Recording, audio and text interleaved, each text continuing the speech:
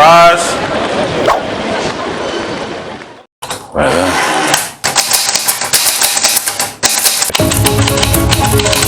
Oh shit, I'm sorry.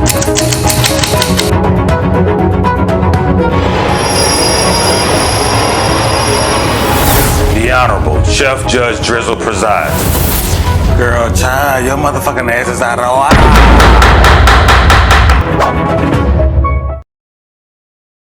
Order, all rise.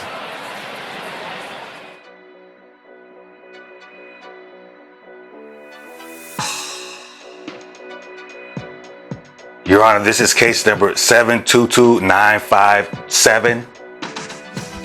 Thank you very much, bailiff. No problem, Your Honor. Parties have been sworn in. Folks, have a seat.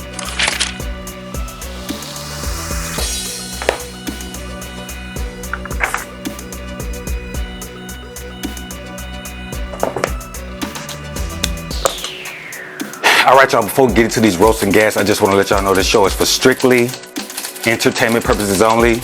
No shade, no reason. I don't want to hear no shit. So with that being said, let's talk about order. Child, this is the case of you lost, bitch. Let's talk about order. Child, word in the nation, Chump the Dumb and Kamala was spotted out here with their first debate in Philly, and bitch, we ain't talking about no Philly cheesesteak.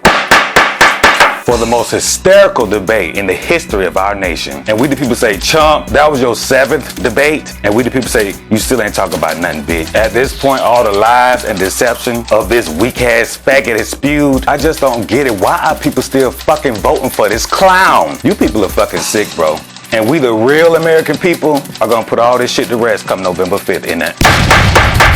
Bailiff, can you please roll some of those clips from the debate, please, sir? Thank you.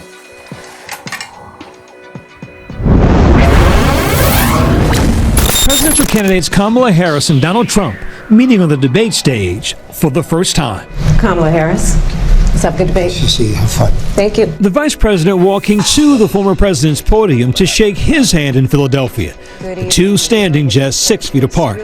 From the start, the gloves were off. Tonight, you're going to hear from the same old tired playbook. A bunch of lies, grievances, and name-calling. Trump punching back. She's a Marxist. Everybody knows she's a Marxist. Her father's a Marxist professor in economics, and he taught her well. The stakes could not be higher for tonight's debate. The two candidates locked in a dead heat in polls. The economy and inflation on the top of American voters' minds. Trump laying the blame on the Harris and Biden administration.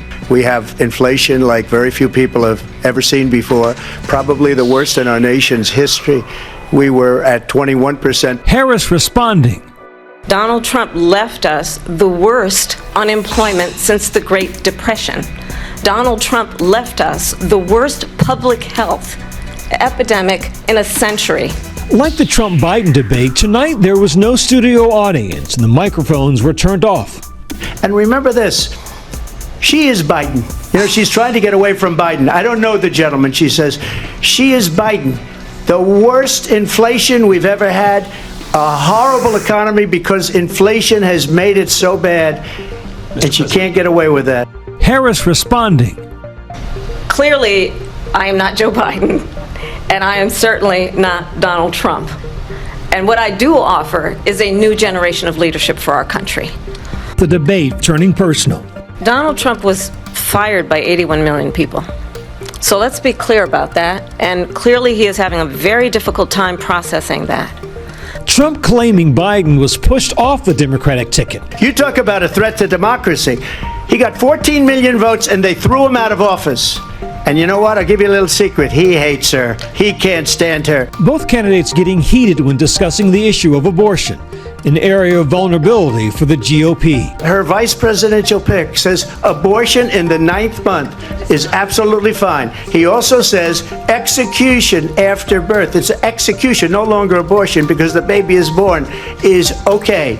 And that's not okay with me, hence the vote. ABC News fact-checking the former president. There is no state in this country where it is legal to kill a baby after it's born. Harris, after reminding Americans of Trump's role in selecting members of the Supreme Court who overturned Roe v. Wade, went on the attack. I absolutely support reinstating the protections of Roe v. Wade, and as you rightly mentioned, nowhere in America is a woman carrying a pregnancy to term and asking for an abortion. That is not happening. It's insulting to the women of America. According to a Pew Research Center study, a majority of Americans believe abortion should be legal in all or most cases. President Trump hammering the Biden administration on the border, an area of vulnerability for Harris. There's never been anything done like this at all. They've destroyed the fabric of our country. Millions of people let in, and all over the world, crime is down all over the world except here. Harris defending her record, pointing to the bipartisan border bill that Trump killed. That bill would have put more resources to allow us to prosecute transnational criminal organizations for trafficking in guns, drugs, and human beings. But you know what happened to that bill? Donald Trump got on the phone, called up some folks in Congress and said, kill the bill. And you know why? Because he'd prefer to run on a problem instead of fixing a problem. At one point, Trump repeating debunked claims about immigrants in Springfield, Ohio. In Springfield, they're eating the dogs, the people that came in. They're eating the cats. They're eating the pets of the people that live there. I just want to clarify here. You bring up Springfield, Ohio, and ABC News did reach out to the city manager there. He told us there have been no credible reports of specific claims of pets being harmed, injured, or abused by individuals within the immigrant community. Both candidates going after one another, Harris needling Trump about his rallies. You will see during the course of his rallies, he talks about fictional characters like Hannibal Lecter. He will talk about windmills cause cancer. And what you will also notice is that people start leaving his rallies early out of exhaustion and boredom. People don't go to her rallies. There's no reason to go. And the people that do go, she's bussing them in and paying them to be there.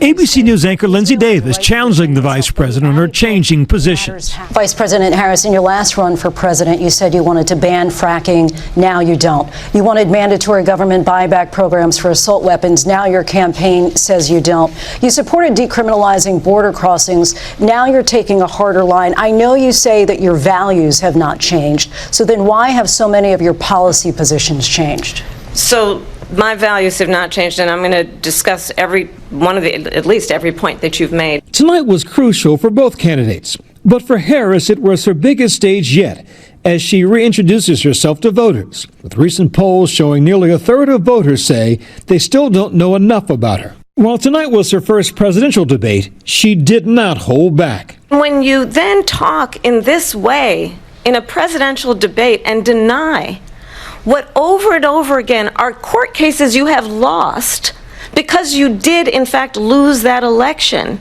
it leads one to believe that perhaps we do not have in the candidate to my right the temperament or the ability to not be confused about fact. Trump launching attacks on Harris's record. She's worse than Biden. In my opinion, I think he's the worst president in the history of our country. She goes down as the worst vice president in the history of our country. Tonight was Trump's 7th presidential debate. Less than 3 months ago, he was on the debate stage facing off against a different candidate. With the COVID, with dealing with everything we have to do with, look, if we finally beat Medicare. Shortly after Trump survived an assassination attempt. Then Biden dramatically ending his bid for a second term, passing the torch to his vice president. Polling shows Harris and Trump locked at a tight race.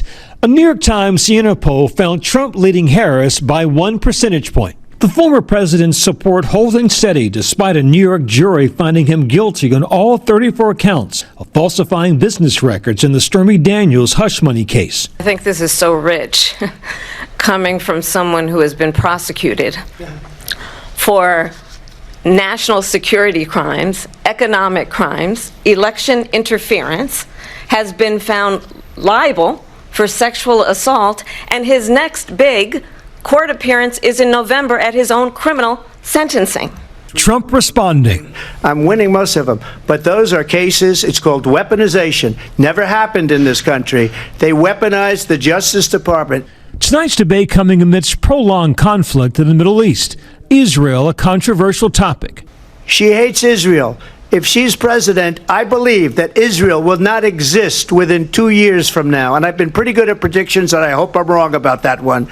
She hates Israel. Vice President Harris, he says you hate Israel. Oh, that's absolutely not true. I have my entire career and life supported Israel and the Israeli people. He knows that. He's trying to, again, divide and distract from the reality, which is it is very well known that Donald Trump is weak and wrong on national security and foreign policy. It is well known that he admires dictators, wants to be a dictator on day one, according to himself. After the debate, Taylor Swift endorsing Harris, writing in part on Instagram, "I'm voting for Kamala Harris because she fights for the rights and causes I believe need a warrior to champion them." With the election less than 2 months away, the impact of tonight's debate can't be underestimated. What matters is what the voters think. But in the end, right now, he is tied with Kamala Harris. Does this change anything? You have to be very careful, and it's very important to see what the voters think. Child, we the people say TKO. That's all right, Trump. You ain't got to debate no more. You look miserable as hell. Sad, scared, nervous, ugly, orange, old as hell. Bitch, all that money you got, you couldn't get you no fucking veneer. Cause your teeth look disgusting. I can only imagine what's going on in that pea-ass brain of yours. And you always keep running your ass around talking about something Kamala and the Biden administration done fucked up the border. Bitch, weren't you the one that told them GOP members to kill the bill? So you wanted to run on that shit for a campaign? Bitch, you out of order! Talking about crime rate is high and shit. Bitch, it's lower now. Under your administration, all that shit was going on. And we the people say, the real people say, they need to put your ass out of the country. Because you obviously not American, motherfucker, or the president, bitch, and will never be again in that. With your puss ass. We the people say, go choke on a Big Mac, bitch. Fuck you, Trump. Bitch, we fired your motherfucking ass, bitch, and you not bringing your ass back up in there. No more in that order. Pay all court costs, fines, and fees, motherfucker, case closed, cat control. Bitch, we the people say, bitch, you going to jail and hell after your demise, old ass bastard. That is the oath. Go to hell, Trump. Better take him on up out of here.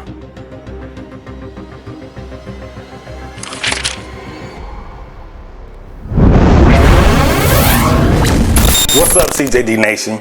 You like that report? Continue the conversation on my Facebook and or Instagram to keep up with the world news and hottest topics. What you waiting on? Follow me now.